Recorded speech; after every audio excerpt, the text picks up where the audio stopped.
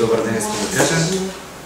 Първо, знаете, информирах сте за целта на днешната среща. Наистина, предстоящите общински избори са важни. Важно обаче и протичането им да бъде коректно. Затова днес с нас са Петър Харалампиев, който е председател на организацията БГ Патриот, и разбира се, нашия приятел Юлиан Ангелов, който е секретар на парламентарната група на ВМРО, както и госпожа Жекова, която е представителя на ВМРО в листата на ДАЗа Димитровград. Господин Ангелов, заповядайте. Аз искам първо да благодаря за поканата, че съм тук с вас. Искам да изразя подкрепата от името на ВМРО на кандидата за кмет господин Димитров, както и на нашия председател Деница Жекова за успех на тези избори. Не се съмнявам в това, че каузата, която са избрали, и хората, които са в тази листа и кандидата за кмет, са най-успешният вариант за Димитровград, защото са хора, които са го доказали през годините, че работят наистина активно за града и за общината, което е важно. Всъщност най-важното нещо на местни избори е точно това.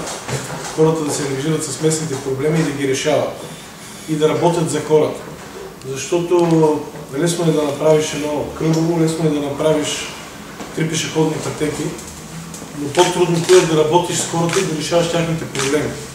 И местната власт трябва наистина да се обърне вече към хората, а не към това дали има пешеходна пътека или дали има велоалея някъде, защото България, за съжаление, в този 25 годишен преход се видя, че наистина българските граждани са изоставени и от държавата, и от общините. Така че в тяхно лице наистина призовавам от името на ВМРО, патриотите от ВМРО, да всички хора в Димитровград да подкрепят Стефан Димитров за общински кмет и естествено Деница Жекова, която е номер 14 в листата на коалицията, да бъде преференциално подкрепена, защото е млад, активен човек, който наистина работи и обича Димитровград, а това е най-важното. Стана въпроси за честността на изборите. Патриотичният фронт като парламентарна група предприехме миналата седмица една инициатива и поканихме вице-премиерката и министър на вътрешните работи госпожа Бъчварова, както и главния прокурор, както и шефа на ДАНС, които присъстваха на среща в парламента именно по наша покана, за да бъде предотвратено това, което се случва вече 25 години в България, именно купуването на гласове и този корпоративен вот. Бяха поети ангажименти от тяхна страна, че ще се вземат мерки. Ние сме дали сигнали за всяка една община в България, кои купуват, кои предлагат, с имена, с факти, с всичко, и се надяваме да вземат мерки. За съжаление, предполагам, че дори да бъде ограничен купения вот, отново ще го има. И се надявам наистина полицията и изобщо българските институции да не покровителстват определена партия или партии, които са управляващи в момента и на местно ниво и в държавата, за да се избегнат именно тази порочна практика, да се подменя наистина вота на избирателите и да бъдат избирани хора, които не заслужават да бъдат на тези постове и не работят за гражданите на съответните общини. Благодаря. Ако имате някакви въпроси, после камерата, съм готов да отговоря. Само да кажа, че традициите ни за съвместна работа с ВМРО датират, може би, лично повече от 12 години. В крайна сметка ВМРО в последните години показа, че е истинската партия, която защитава българските интереси. А когато говорим за защитаване на традициите, на автентичните български обичаи, несъмнено трябва да обърнем и лице към БГ Патриот.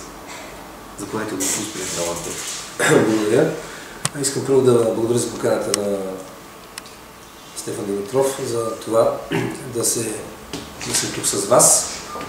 Петър Харалампиев се казвам и съм лидер на национално движение БГ Патриот. БГ Патриот е неправителствена организация, която е събрана основно от млади хора. Млади хора, които, както показва името, са български патриоти, които живеят в България, и една част от тях работят и учат в чужбина. Нашата организация, основните цели е това, ние да се опитаме да направим така, че да направим България просперираща държава, европейска, културно, запазвайки нашите свои традиции, ценности, да обърнем внимание на тях, да възпитаваме младото поколение, децата в дух на родолюбие, да са горди с това, че са българи. Нашият девиз е Бъди БГ патриот, направи българското модерно. Има модерни български патриоти, като хора, които правят българското модерно, като Григор Димитров, помниме Христо Стоичков. Значи, това са хора, които правят България известна, а българското става модерно с това, не само с тези, които са в линията на спорта, с тези, които управляват добре, работят добре, грижат се за своята родина и работят за нея. И именно за това една част от нашата идея е свързана с това, че ние като български патриоти искаме в България изборите да бъдат честни. Искаме да бъдат такива, каквито хората решат, да избират тези кандидати, които имат доверие и да се случат по този начин.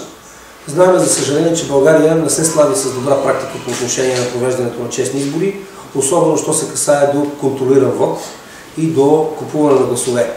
Нашата организация е член на Борда за честни избори и наши представители участват в различните избори като наблюдатели на изборния процес, за да следят как протича изборния процес, преди процеса дали има нарушения, какви нарушения има, с цел да се подпомогне максимално провеждането на демократични и честни избори, за да можат наистина да бъдат избрани кандидатите с гласът на народа. И тъй като това е една добра практика и европейска практика, и ние като модерни български патриоти искаме хората, които бъдат избирани, да бъдат избирани с доверието на своите избиратели, на гражданите.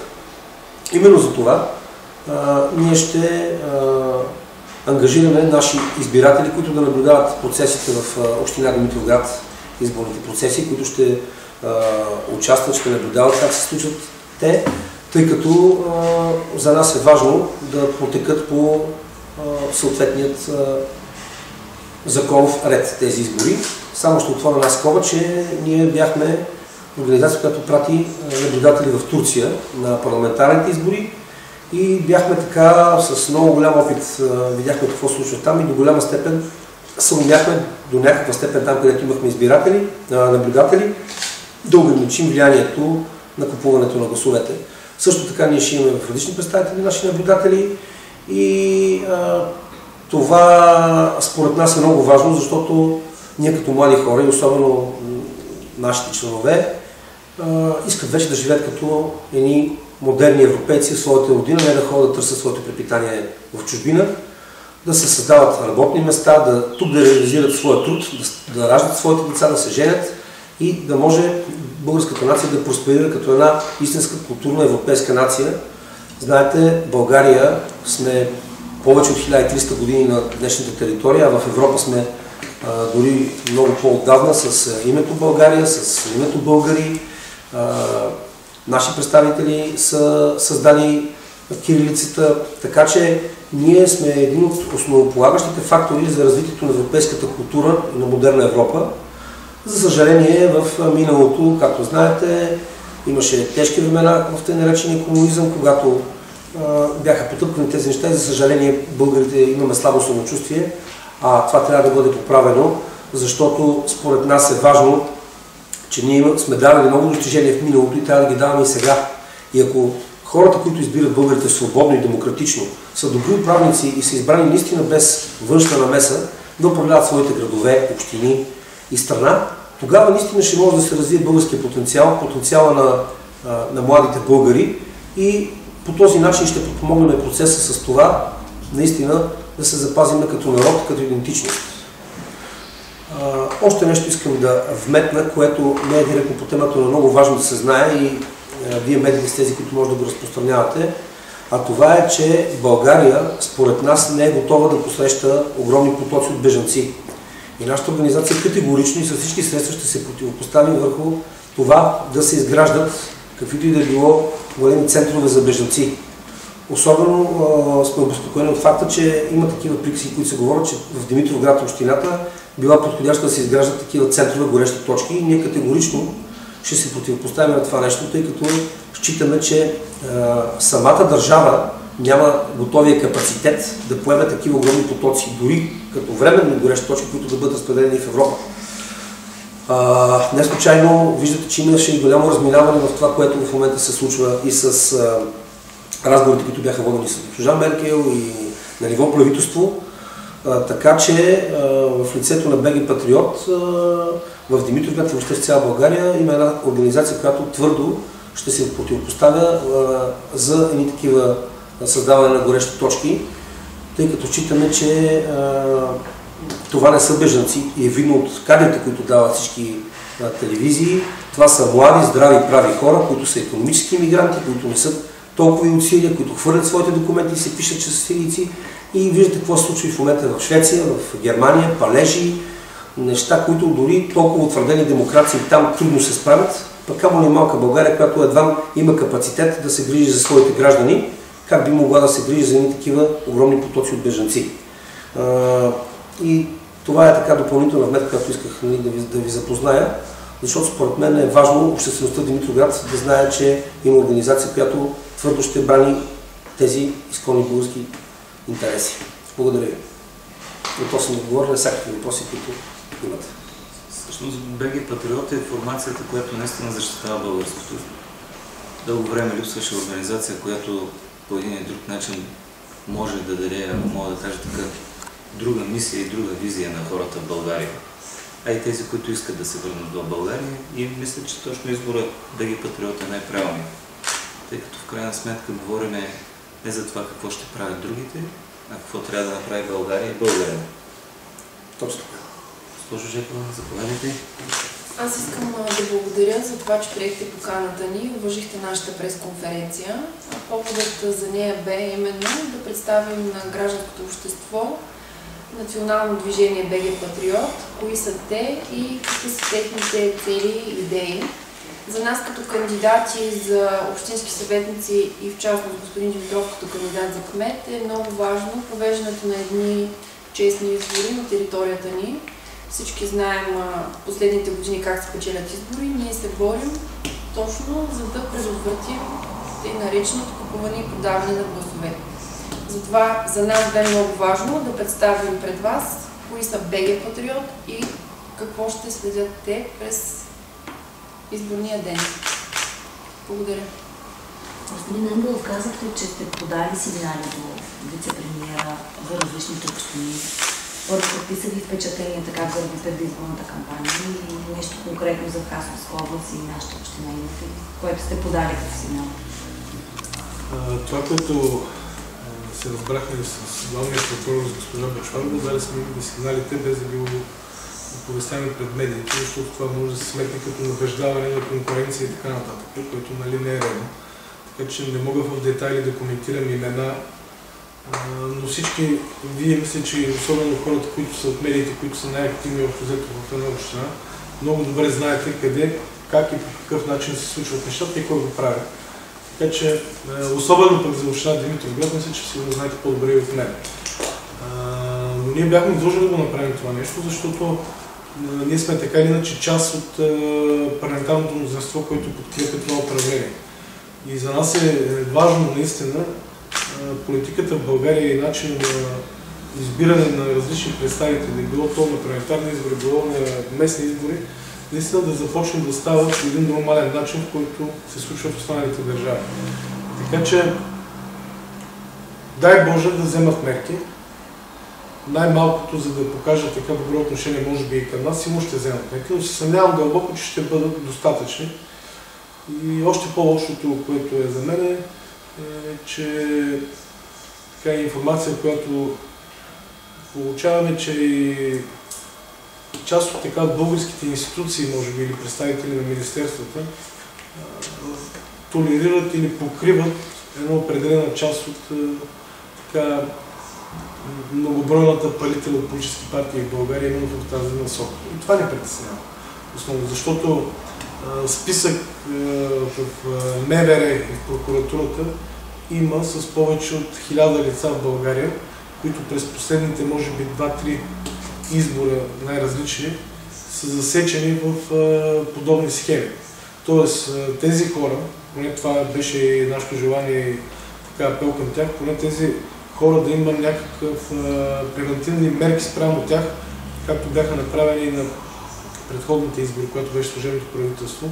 Повече от 1000 души бяха привикани в полицията и имаха предписания, нали, и така нататък. Тоест да има поне някакъв натиск от българските институции върху тези хора, малко или много се чувстват неудобно да го правят. Защото иначе друг начин законен няма, за съжаление.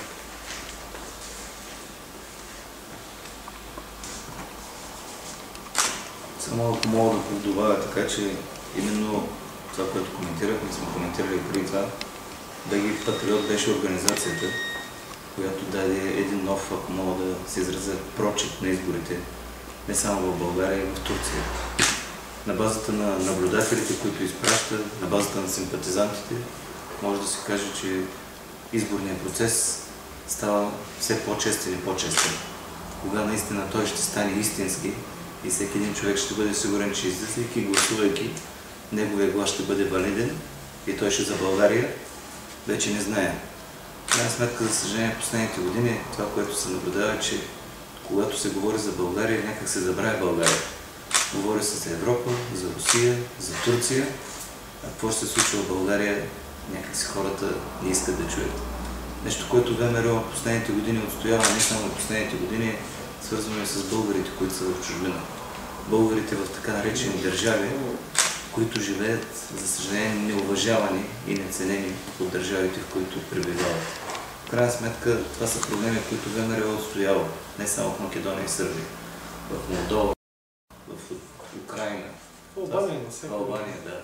Това са проблеми, които, за съжаление, българина някак се забрави, че има българи на друго място и тези хора се нуждаят от подкрепа. Хубавото в случая е, че наистина ВМРО не забравя тези българи, защото те са българи и понякога се нуждаят не толкова от средства, колкото от една добра дума, да, и от отношения. Затова да помнят, че са българи и имат майка България за родина. Аз се надявам, че господин Димитров, като стане кмет на община Димитровград, в тази насока именно за българите в граница може да работим активно, с оглед на това, че община Димитровград може да предостави възможности именно на българи от Украина, от Молдова и от други държави, които да дойдат и да се заселят тук и по този начин да се даде втори шанс на община Димитровград да дойдат млади активни хора, които искат да живеят и да работят в България. Защото няма какво да се лъжим, това е ресурса на България за решаване на тази тежка демографска криза. Освен да привлечем тези българи, които са зад граница, да се върнат обратно в родината и от новата имиграция и тези общности, които са останали от едно време, това е едно от спасенията изобщо за бъдещето на България. И за нас, като ВМРО, аз съм заместник председател на комисията, която е за политики за българите зад граница, сме предприели няколко законодателни инициативи, включително и през институциите, именно да облегчим по някакъв начин на възможността на тези хора да идват в България.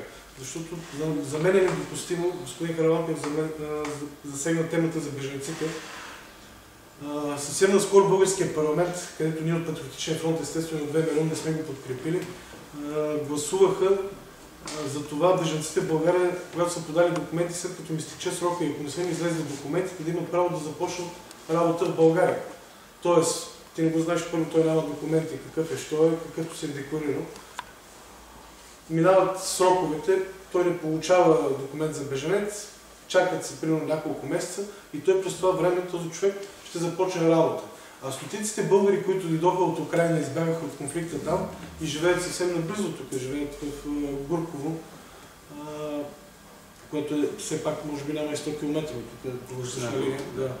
И на други места стотици българи от Украина, които дойдоха, в момента стоят незаконно в България, не може да им се даде виза Д, за да стоят постоянно пребиваване в България и да работят и да живеят в България. Тези хора нямат нито финансовата възможност, нито желанието да се върнат обратно в Украина, за да получат оттам от българското консулство виза Д.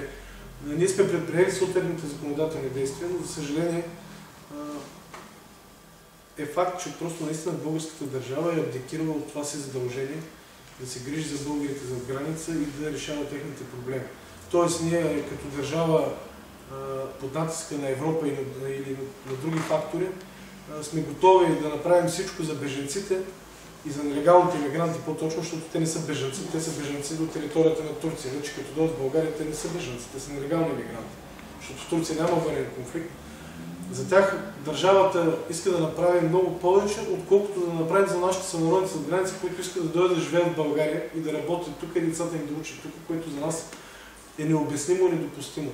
Така че се надявам наистина, господин Димитров, от вашия мандат като кмет, с вашето съдействие да докараме стотици български семейства от тези общности, които да дойдат в Димитровград и да дадат един нов живот на самия град. Да, несъмнено само искам да добавя, че в Одеса, в район Одеса, всеки четвърти жител на този район се самоопределя като българин. Повече от половин милион са в Украина. Да, това е едно много наброй, ако мога да кажа така, жители на този район. Не само град Одеса в целия. Има цели градове, в които живеят само българи. Лошото е обаче, че както и в Македония, последните години, най-вече в районите покрай Петрич, които са свързани с границата, на хората, които се самоопределят като българи, не им се подава ръка. За съжаление. Не им се подава, дори в много случаи има, ако мога да кажа така, скрита репресия от това, че те се самоопределят като българи. Именно това са проблеми, които и българската държава, в частност и общините, имат ангажимент. Защото в крайна сметка много е важен диалога между държавите, но е важен диалога и между общините. Ако ние имаме възможност, това, което правихме в предишните години, вие знаете, по побратимяването именно с град Южни, който е в Одесовска област, да върнем името на България. Не само като красива страна за туризъм, а най-вече като хора, които уважават другите, но държат и настояват и всеки един българин да бъде уважаван. Има и примери в това отношение. Примерно община Нова Загора преди 10-15 години посрещна десетки семейства от Бесарабия, хора, които успешно се интегрираха и в момента са включително и в общинската администрация, и в училища като учители, като доктори, хора, които останаха и живеят там и дадоха, така да се каже, нов облик на самата Нова Загора. Така че всяка една община, ако да направи в България това нещо, мисля, че това ще бъде шанса за България и за това да има България изобщо. Благодаря. И на изборите с номер 8 и да, за Димитровград.